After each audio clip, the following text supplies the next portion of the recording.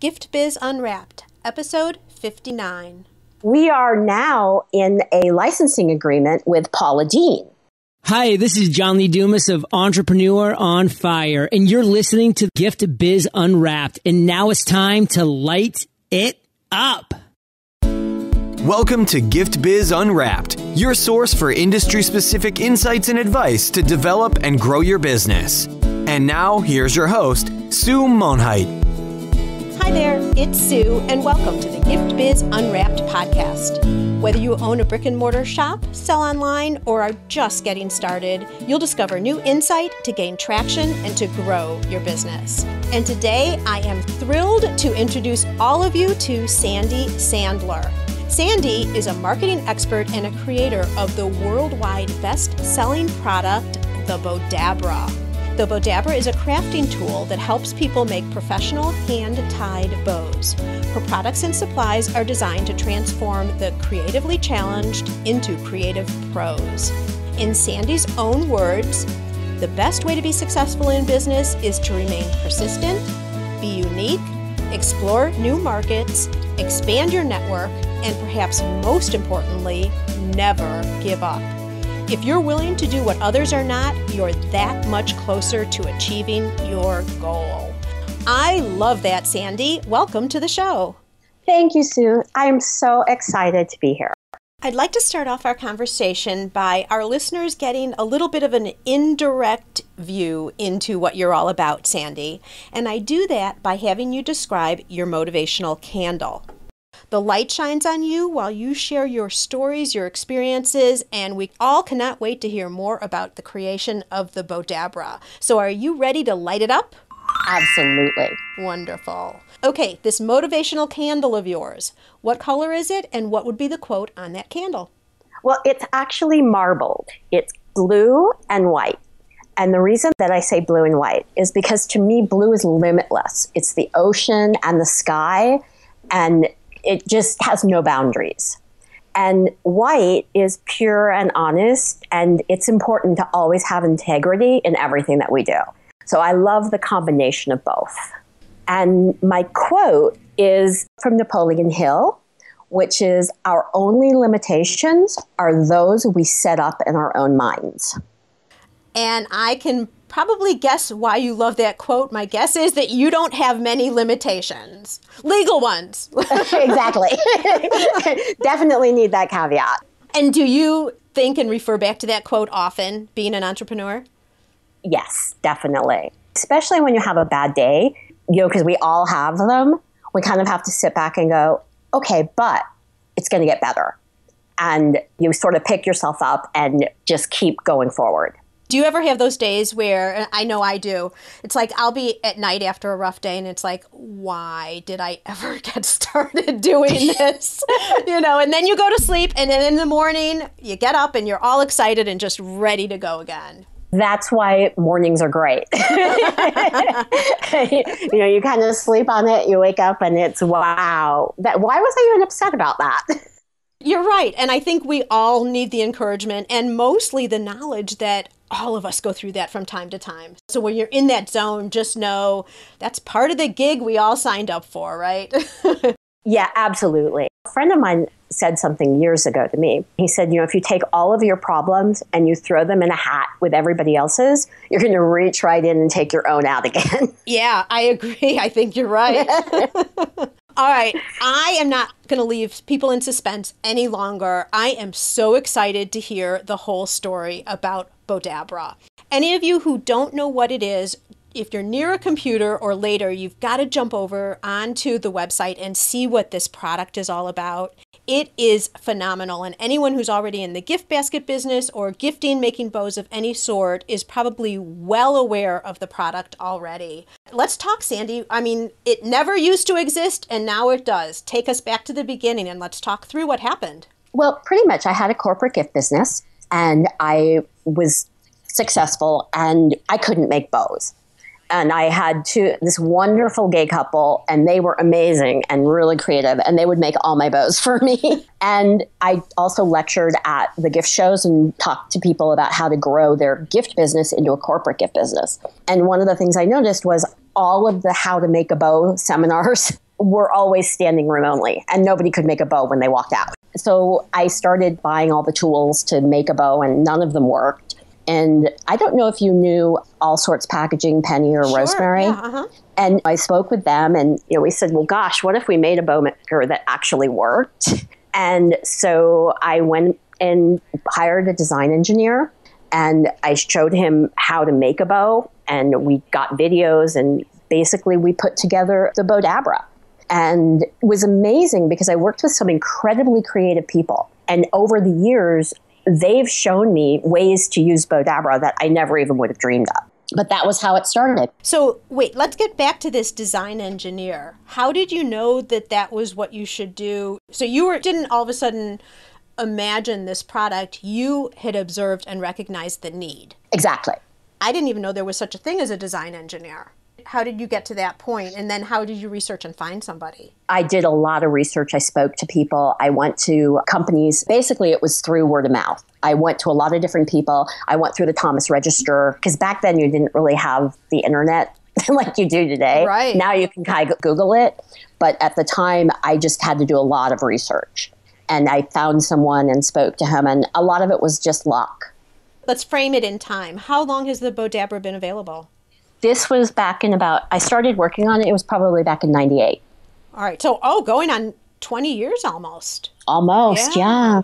All right. So you created the product, super cool and no surprise. And I will relate back to not just a regular blue or white candle, but a marbled candle. Same thing with the Bowdabra for you, right? I mean, it was customers who are so creative because that's the field that we're in, finding all of these new and exciting ways to use what really is a very simple product, but so helpful and so useful. Yeah, and that was one of the things that I found about the Bowdabra, and I've always said this to retailers, is the Bowdabra is your razor. And everything else in your store, well, not everything, but your ribbon and your picks and all of that are your razor blades. So you only have to buy one Bowdabra. Unfortunately, they last forever. So, once you buy one, you pretty much have it for life. But you're going to go through, if you're in a gift store, you sell ribbon, you're going to go through a lot of ribbon and a lot of picks, especially if you show your customers how to use it. Plus, as your business grows, you'll have more employees. They're all going to be needing one if they're all doing bows. So exactly. Multiple sales on that. But okay, let's back it up again one more time.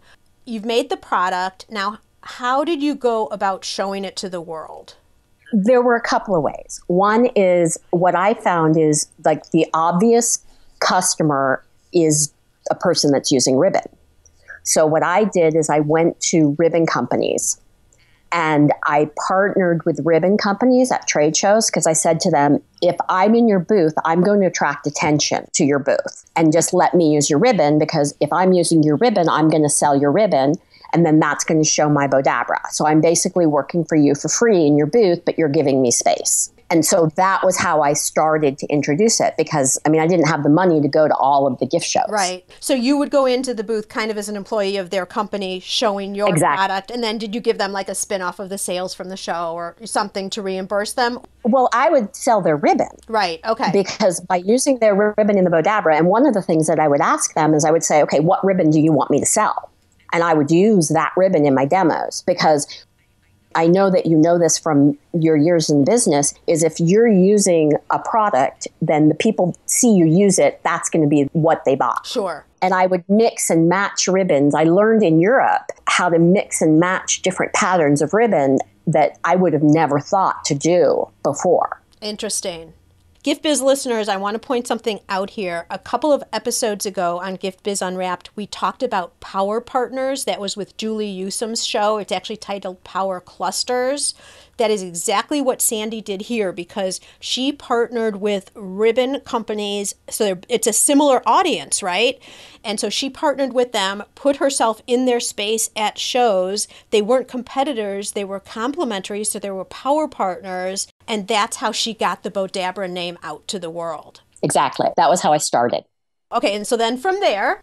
Well, from there, this is kind of a funny story. Two things happened. I was at the Hobby and Craft show with one of the ribbon companies, and the buyer from Michaels came to our booth, and she said that this was the best product she saw at the whole show. I was beyond ecstatic. I'm thinking, oh my God, this is great. We're going to get into Michaels. Well, a couple of weeks later, the rep went and saw Michaels. And I'm like, well, why didn't they buy it? And he said, well, they already have a bow maker. I'm like, but it doesn't work. He said, yeah, but it sells. And I'm pulling my hair out going, I cannot believe this. And then at the same time, the rep came to me and said, okay, Kmart's interested, but they want you to take the video out of the box. And if anybody's seen the Bowdabra, it looks like a bagel cutter or a bookend. I mean, there is no way you can know how to use this product if you don't see the video. And especially at that time, the internet wasn't really viable yet. It wasn't viable at all. Now we have a ton of videos on YouTube at Bowdabra Today and also on our blog, Bowdabra blog. But before that, we didn't have it. So if you didn't have a video, you wouldn't know how the product worked. So I said, no, as much as I would love to have Kmart carry our product, I'm not going to sell it because everything's going to be returned. Right. So I turned down that order and I said, and my background is international business. So I said, okay, forget the United States. In Europe, a woman would rather have a little itty bitty perfect diamond than a 3-carat with a flaw. They care about whether things work. So I said, all right, I'm marching off to Europe and I'm going to find a company there. So I flew over to Christmas World, which is a huge trade show in Frankfurt. And I went and met with, I went to every ribbon company and I found a ribbon company there. And I convinced them to let me come and be in their booth at the craft show, which was in Holland or the Netherlands a couple of months later. And the deal was that I would demo and that I would demo every other hour and that their person would demo regular bows every other hour. Any sales I got, they would allow me to take because I was going to bring traffic into their booth. Well, once we started showing Bowdabra, we had a corner booth. So we had 2 tables set up with 3 seats at each table. Once the traffic started coming back, we never made bows by hand. We only used the Bowdabra, and it was nonstop from 9 to 6 every single day. And at the end of the first day, they pulled me inside and said, can we please talk to you about distributing the Bowdabra? We don't want you to give it to anybody else. Oh, wow. And so I set up my distribution with them. And so I sold a couple of containers to them before I even sold in the United States. So did you give them an exclusive over there in Europe for some time? Yes, I did. Is that still in place today? No, it's not, because things changed over the years. But at that point, yes. That's a great story. And a couple of things I want to underline here. The first thing is, I really like how you talked about the fact that here's this big, huge vendor. I mean, Kmart of all people, short of Walmart, Kmart, right? And at that time, they were big. Huge and successful. At that time, they were really successful. I'm not saying that they're not now. That's not my point. But I mean, someone that would stop you in your tracks and be like, oh, my product in there. Oh my gosh. But you weren't going to take it on those terms because you knew your product best and you knew not to set yourself up for a questionable outcome. And that had to be hard. That had to take some guts because you don't know if those offers are going to come by again. It was really hard. I'm sure, but like I said, you knew what was going to make your product work the best and you took a pass, which kudos for you. I know it was years ago, but I bring it up because I want all of our listeners to think about that. If they're ever in a situation, you want to make sure that you're thinking of all of the different things that could break your plan and make sure when you accept things, even though they sound great, you cover everything and make sure you're setting yourself up for the best possible outcome that you can. The other thing that I really like about what you've just been talking about, Sandy, is you looked at other creative options. Going to Europe, not many of us would think that, especially 20 years ago. I mean, now people are flying all over. 20 years ago, people were starting to travel more for business on a regular basis. But it took a lot of courage from you to go up and do it that way and look at the success. Oh, yeah, it was, I mean, for me, I should add, I used frequent flyer miles. Doesn't matter how you did it, you got yourself over there, right? But yeah, no, it was important because I just knew that it was an option I had to take if I wanted to move forward. Sure. So let's round out the story so we're not all left hanging. What then happened so that you were able to entrench into the U.S.? Well, then I came back and I was really fortunate to have an opportunity to sell to QVC. And that was like it was the most exciting and scariest thing ever. They ask you to give them, at the time, they wanted 5,000 units, and they were giving me 10 minutes at like 8 in the morning. And I thought, oh my goodness, I am going to literally end up buying a booth at a flea market and sit there selling these. Because there's no way I'm going to sell 5,000 units in 10 minutes. The deal with QVC is if they don't sell, they're going to send them back. But fortunately, we sold out. So it was awesome. And then I was on QVC for years. So again, you put yourself out there, you take the chance, you take the risk, say yes, and you just go all in and make the most of it you possibly can. And I had a plan if it didn't work out. Yeah, contingency planning, one of my favorite things. Exactly. Just reduces the stress if you have another idea of what'll happen next in case you don't reach your goals one time, you do something different. This is all great success. We know Bowdabra is a spectacular product. Give us one of those times. Tell us a story about that night when you were at home, like we were talking about in the beginning, and you're like, why in the world did I even start this? Give us a problem that you encountered. Probably the biggest problem was, okay, I had my design engineer, and he was amazing in helping to come up with the design for the product for the Bowdabra. But I also trusted him in developing the mold. And I allowed him to make me think that I didn't know what I was doing. And so, which I didn't. I knew nothing about engineering, building a mold, anything like that. But right, and that's why you hired him, because he was going to be the professional. Exactly. The one who knew. Exactly. And we built them, he had this guy in Phoenix who could build a mold, and it was $23,000, which was huge. And he convinced me not to go to the Orient and manufacture it there, which was my first mistake. I should have gone straight to the Orient because it would have been much cheaper to make the mold. Even if I had to buy 10,000 units, the risk reward and the opportunity cost would have been much better for me to have gone directly to the Orient. Having said that, we made the mold. It was a faulty mold, and I ended up with 2 tons of trash that cost $23,000. Were the pieces not fitting together, or what was? It was just made wrong, and it didn't work. The mold itself did not work in the machines correctly. Oh my gosh. And so what did you do about it?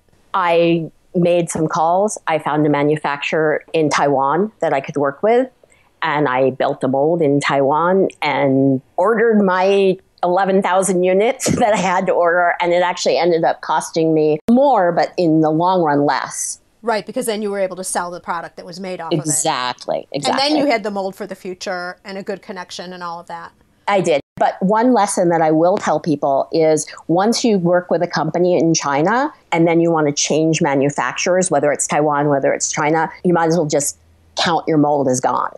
Yeah, you've got to start over. You've got to then create a mold with the next company, right? Exactly, because they'll tell you can take your mold with you, but you can't. And it's okay. I mean, I've moved several times my manufacturing for various reasons, but it is something to keep in the back of your mind that going to the Orient is not a bad thing. You need to just weigh your opportunity costs and know who you're working with. So now let's jump over to today, Sandy, and you've now made a couple of versions of the Bowdabra. Talk to us about how the product has progressed to where it is now. Like you mentioned, we have the regular Bowdabra and then we have the mini Bowdabra. And initially with the regular Bowdabra, making the little itty bitty bows, like with 1/8 inch ribbon and making them so you have 1/4 inch loops, it's very difficult. And in the larger Bowdabra, you could do it, but you kind of fumbled. So we were trying to figure out how do we make a stand, all different kinds of ways to do it. And we did that for several years. And I changed manufacturers. And with my new manufacturer, I kind of brought up to him, I said, this is one of the problems we're having. Do you have any ideas? And he said, well, why don't you just make a mini Bowdabra? And I'm like, oh my gosh, like, why didn't any of us think about it? The lesson there is it's always good to have a fresh set of eyes to look at an issue that you might not think is solvable. But if you have someone that comes from a totally different background that looks at it, it can open your eyes to an opportunity. Sure. I can absolutely understand, having used the Bowdabra in a past business, how that would not, you couldn't possibly use it for that really small, narrow ribbon at all. Right. So, and it does sound like an obvious solution, but your mind is going in a different direction, so you don't think of it. Exactly. With the mini, you can literally make the littlest bow that you've ever seen. So you've got it covered on both ends there. Exactly. At what point in the whole process did you trademark or patent or any of the legal registrations around the product? At what point did that come in the process? Right away. As soon as we had all of the designs, we got a utility patent and a design patent, and then looked at all the international patents. But now that you bring that up, one thing that I get a lot of people that come to me that have ideas and want advice on how to get started, but they're afraid to share their ideas because they think somebody's going to knock off their idea. There's a real fine line there, because if somebody wants to knock you off, they're going to knock you off. Because unless you're a mega millionaire, you're not going to be able to fight it. But there's a couple of reasons that things get knocked off. Number one is that you can't supply demand, or your product's too expensive, meaning that somebody else can make it for a lot less money than you can. And those are why things get knocked off. But if you have a really good idea and you don't have a lot of money, you can do something like a provisional patent, which will protect you for a year. And you can do that through a company like LegalZoom, or you can hire a patent attorney. But it lets you feel more comfortable about going out and talking about your idea. Got it. And then I would suggest that you're right. I mean, I've heard this before. In fact, at the last Craft and Hobby show, I was with somebody who goes and looks at products and sees what products they can go to China and make, which didn't sit totally well with me, I might add. But adding the layer you were referencing a little bit earlier in our talk about having YouTube videos and you being at the shows and all of that personal overlay that there is to the business, other people who are going for the cheap play aren't going to do it that way. They're going to build something in subpar materials. It's just not going to fit together right. It's not going to be proper. So if you have passion for your product and you build it correctly with the patenting and all of that Sandy's talking about, and you do the other stuff because you're so passionate about it, you're adding in that personal layer, you're much more protected. Would you agree with that? I would. And then another thing that I advise people is to try to knock yourself off. Oh, that's interesting. Because if you can go and see what somebody can actually knock you off for, then you've got, at least you're again, that's me, I'm a planner. Then at least you know what could happen. You know your alternatives. And maybe in the end, you're creating another version of, like, a more basic version of your product or something. Exactly. All right, question for you now. So Bowdabra is available online. Can you buy it in Amazon? Yeah, you can buy it in Amazon. You can buy it from our store. You can buy it at Walmart, Michaels, Joann's, Hobby Lobby. Is there anything specific that you could share with our listeners of ways that you've seen that the product moves the best? Yeah, I mean, it's really important that people see how the product works. One of the hardest things that I faced initially was people had bought other bow makers, and they're like, oh, well, I already bought one. It doesn't work. They're putting all bow makers in the same category. Exactly. So the social media, it's such an important aspect of what we do. And I'm so grateful that it's there and that we can use it the way that we can today. I mean, years ago, it wasn't. For instance, our product is in the craft section in Walmart on the bottom shelf underneath the ribbon. If someone takes a Bowdabra, then you don't see all the other Bowdabras. But yet Walmart sells a lot of Bowdabras. And I know that the reason they're selling a lot of Bowdabras is because people are seeing us online. It's not because people are digging underneath all the ribbon and looking for the Bowdabra boxes. Well, it's because they know that they can buy it there. Exactly. So you're doing YouTube videos, and then are you doing Facebook ads to the videos, or how are you set up in that manner? We actually haven't done any Facebook ads at all. We'll probably start doing that. What I do is we have on our Facebook page all the time, we have new Bowdabra projects. On our YouTube, we have lots of videos. Every Wednesday, we come out with a new video. On Monday and Tuesday, we have projects on our blog. And then on Wednesdays, we have videos. And it's great because we show all different kinds of projects you can make using the Bowdabra. That's even better, really, than any Facebook ads. I mean, demoing how to use it and what you can do and the variations and all of that. Perfect. Exactly. And now let's talk a little bit about working with chain stores like a Michaels. Is there any insight that you can give people who have a product in terms of the nuances of working that way versus directly with a customer who's purchasing one-on-one? When you're dealing with the retailer, there are a lot of demands that are set upon you.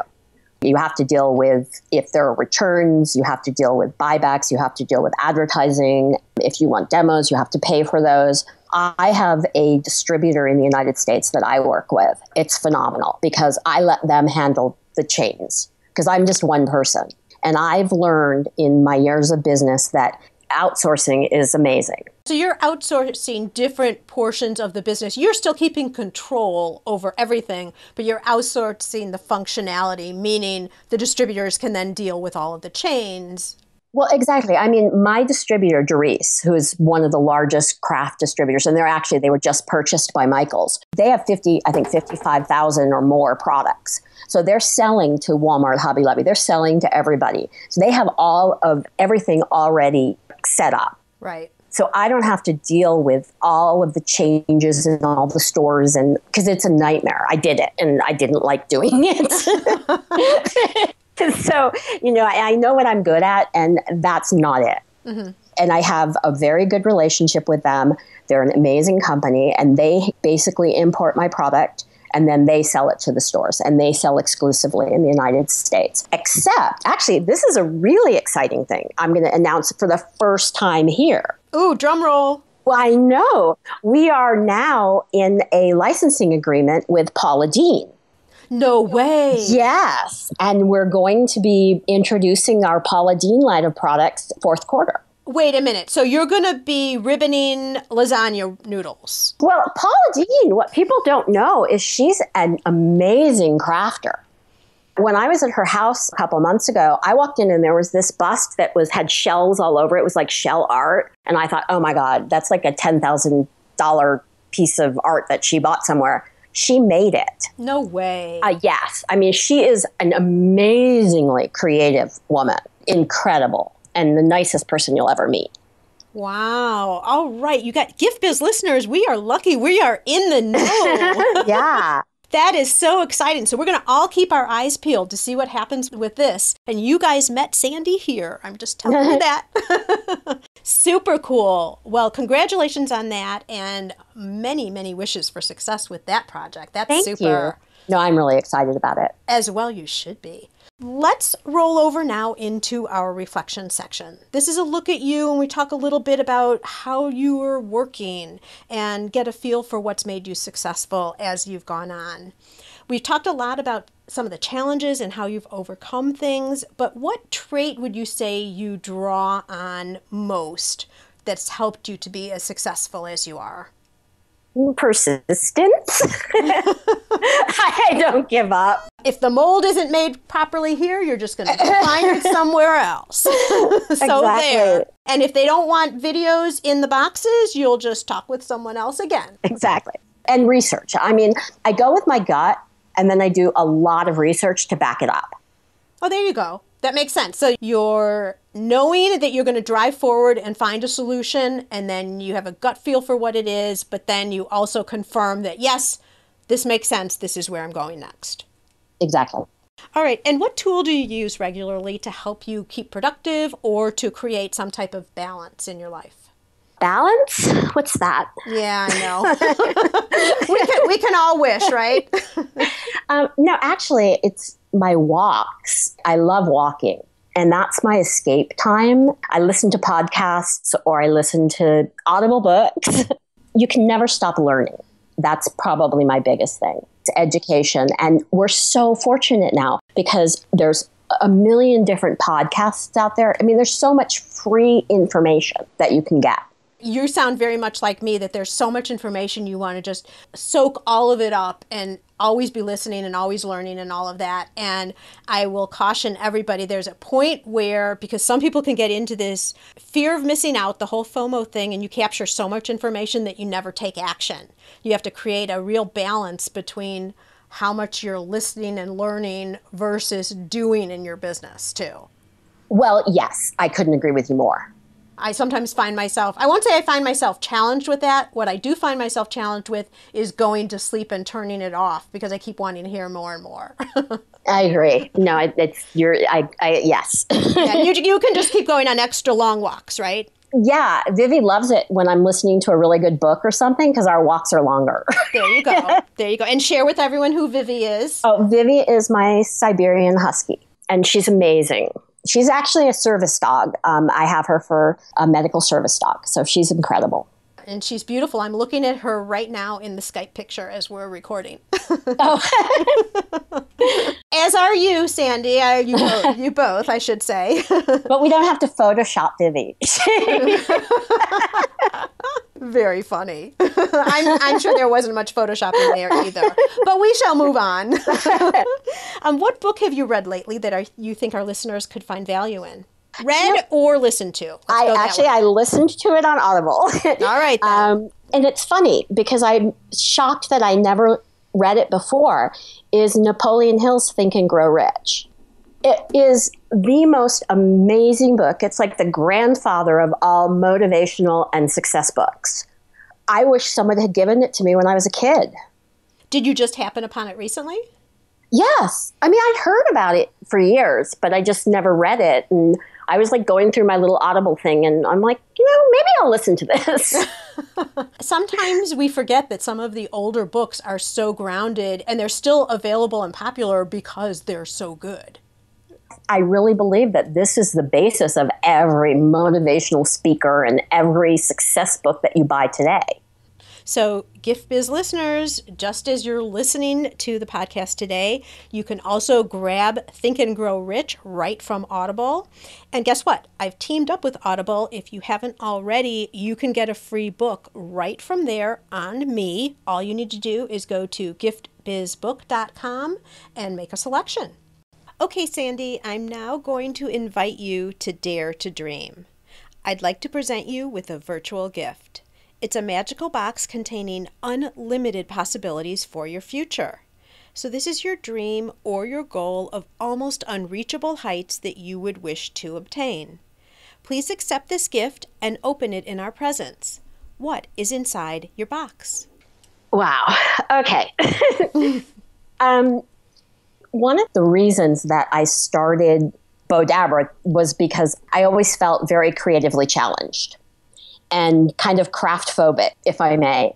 Over the years, I don't feel that one anymore because I've been around these amazingly creative people and I've learned that I'm actually creative. And what I've noticed is kids today don't get arts and crafts. The schools have stopped offering shop and arts and crafts and home ec and all of those kinds of courses. With the computers and being plugged in all the time, families don't sit down and do arts and crafts unless somebody's lucky enough to have a mother or an aunt or a dad or an uncle who is into crafting. So several years ago, I started a nonprofit called Crafters for Kids. And the idea was to get really quick, like 5-minute crafts that cost nothing, so that a parent could sit down just for 5 minutes and do an arts and craft project with their kids. Because I believe that fosters family, it fosters creativity, because there's no right or wrong way to do a craft. Doesn't matter if you color in the lines or out of the lines. I mean, Picasso definitely never colored in the lines. Seriously. It's just giving kids an outlet with their hands and with things that they find. Even if they go outside and grab a stone and paint it, it's so fun. And it lets them feel like they've accomplished something. I know it sounds so funny, but I would make things on QVC because I was so insecure. I actually would hire somebody to help me figure out what I would make because I was so insecure. And then I would make it and I would be so proud of myself. I think that there's a reason why children who are in some type of counseling will be asked to draw because something comes out, something non-verbal based on what they're feeling inside versus what they can put on paper. There has to be a reason why that happens. And there has to also be a reason why there's a healing and there's passion and all the things that you're saying when you get this sense of satisfaction that you have made something with your very own hands all by yourself. There's something kind of surreal about it, I would say. Exactly. And so my dream is to be able to really focus on that and bringing arts and crafts into people's lives. Tell us more about how we can learn more about Crafters for Kids. Well, we have a website. It's older. I haven't done anything with it for a couple of years, but if you go to Crafters, 4, KIDS.com. There's a whole bunch of free stuff there. And I'm going to start getting back to working on that again. I love that as your gift. I'll give that to you every day. Thanks. And I'm going to also put this, you didn't include it with all the rest of your information for the show notes page. Can I put that on there as well? Oh, absolutely. Okay, super. I'm going to put a special section just in case you guys are listening. You're going on one of those long walks that we were just talking about. You can jump over to the show notes page if by chance you forget the Crafters for Kids name. Additionally, on the show notes page, I have all the information on the Bowdabra. And honestly, you guys, anybody who is in any type of a crafting where you're needing bows, if you don't know about this product, you really need to. So we've got an Instagram, Facebook, YouTube, all different types of things where you can go and absolutely check it out. And totally reasonable in terms of price point too, Sandy. Oh, yeah. It's really cheap. It's all that ribbon that you start stocking up on that's where the price adds up. Oh, my God. And I'm addicted. I need to go into ribbon rehab. All right. So pretty much everything, and again, it's on the show notes page, but pretty much everything has Bowdabra connected with it in terms of, in the links. But Sandy, if someone wanted to talk to you directly, is that possible? And if so, where would they go? Oh, absolutely. They can just email me at bowdabra@me.com. I answer all the customer service stuff on Bowdabra personally because I like to know what's going on. Sure. Keep your hands in the business, know how people are feeling. Yeah, very smart. Another huge tip that we're throwing in near the very end here. All right, Sandy, thank you so much. It has been so incredibly interesting to hear the history of Bowdabra, having used the product forever, it seems like, almost ever since it got started. And then hearing the story and some of the challenges and how you've overcome them, and just a lot of really good information for all of us as entrepreneurs to be able to relate to. Thank you so much. I appreciate your getting together today and sharing all of this information. And may your candle always burn bright. Learn how to work smarter while developing and growing your business. Download our guide called 25 Free Tools to Enhance Your Business and Life. It's our gift to you and available at giftbizunwrapped.com/tools. Thanks for listening, and be sure to join us for the next episode. Today's show is sponsored by the Ribbon Print Company. Looking for a new income source for your gift business? Customization is more popular now than ever. Brand your products with your logo, or print a Happy Birthday Jessica ribbon to add to a gift right at checkout. It's all done right in your shop or craft studio in seconds. Check out theribbonprintcompany.com for more information. Would you like to be on the show? Or do you know someone who can provide valuable insight from their experiences? If so, we'd love to hear from you. All you need to do is submit a form for consideration. You can access the form at giftbizunwrapped.com/guest. That's giftbizunwrapped.com/GUEST. After you listen to the show, if you like what you're hearing, make sure to jump over and subscribe to the show on iTunes. That way you'll automatically get the newest episodes when they go live. And thank you to those who have already left a rating and review. By subscribing, rating, and reviewing, you help to increase the visibility of Gift Biz Unwrapped. It's a great way to pay it forward to help others with their entrepreneurial journey as well.